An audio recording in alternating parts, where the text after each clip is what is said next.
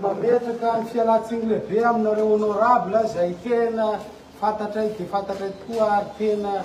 niatra ny andro teto hatramin'ny farany hatramin'izao alina zao ohatran'izay koa ny maly de mametraka ny fialatsiny hatramin'izao ny président ny commission ny comité mbola ao be dehibe ny milahatra ao de raha moa zany samy te hanatsara sy hitondra anjara biriky amin'ity fahampandrosoana Madagasikara ity tsika isanisany de fanovana no etsika raha hanova ho any tsaratsara koa tsika totra betsaka mety zay teninareo président zany ho avy ihany sao mola tena tantara de hoe mampalahelo sady mameritra mampiandry olo manakaja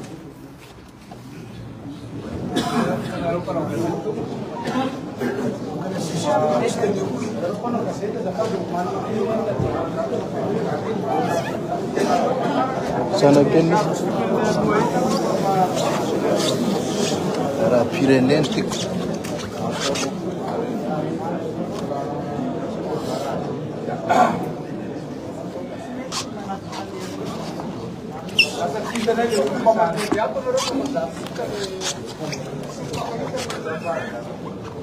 eka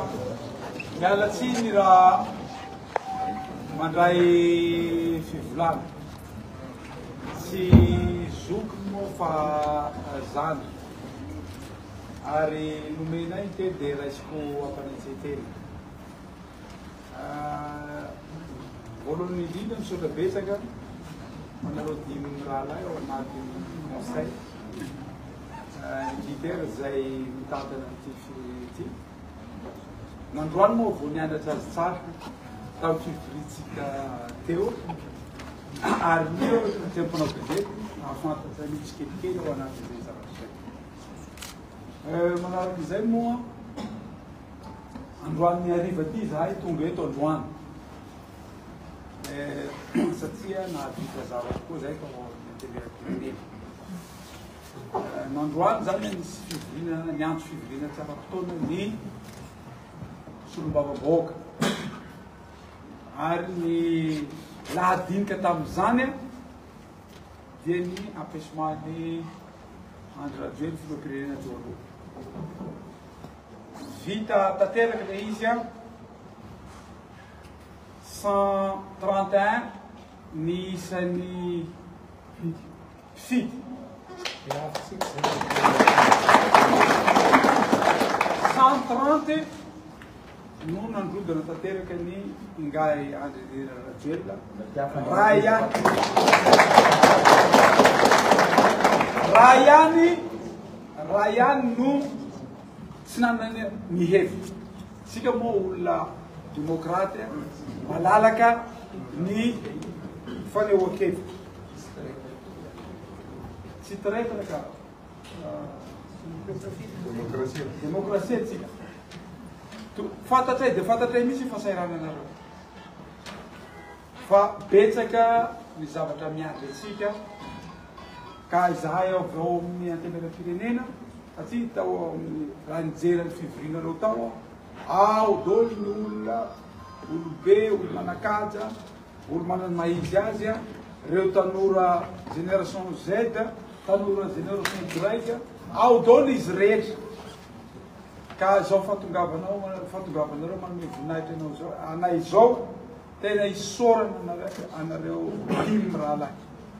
zay azoko ambara hoe tamin'ny décision-ny ACC iny nomeny sala amin'ny lalam-pandorenany iny fahefana hitantana firenena ka ialako tsiny ialako fony amitsika rehetra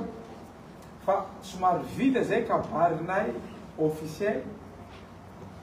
fa zahay io tonga eto androany satria raha pirenena no atao eto betsaka ny zavatra ilainy anay amin'ny fanaovan-dalàna dia hisy resaky manokana zany ifanaovanay amin'izy dimy rahalahy ka resaka antarany conseil militaire conseil militaire izy dimy rahalahy zay nanorona an'io sy ny solom-bava-bahoaka resaky ifanaovanay ka dia raha tsisitsiny re tompoko dia mba tiangataka izahay tena ilana tsy fa mahafinaritra ny rahantsika teto zay mba ny solom-bava-bahoaka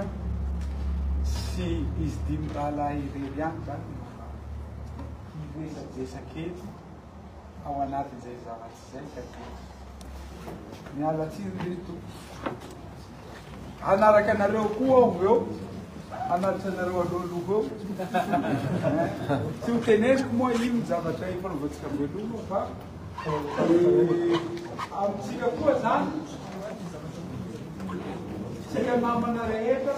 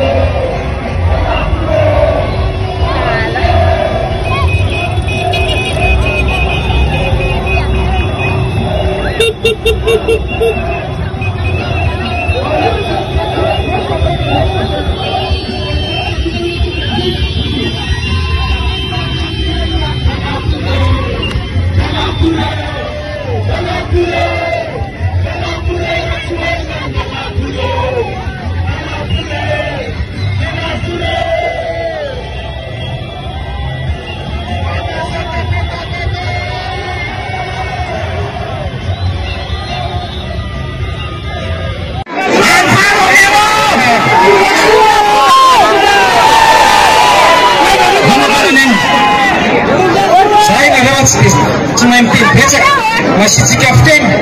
sotra ny tanora tsy maintsy miovo Madagasikara tsy maintsy miovo Madagasikara izy colonel Patrick teo izy anisan'ny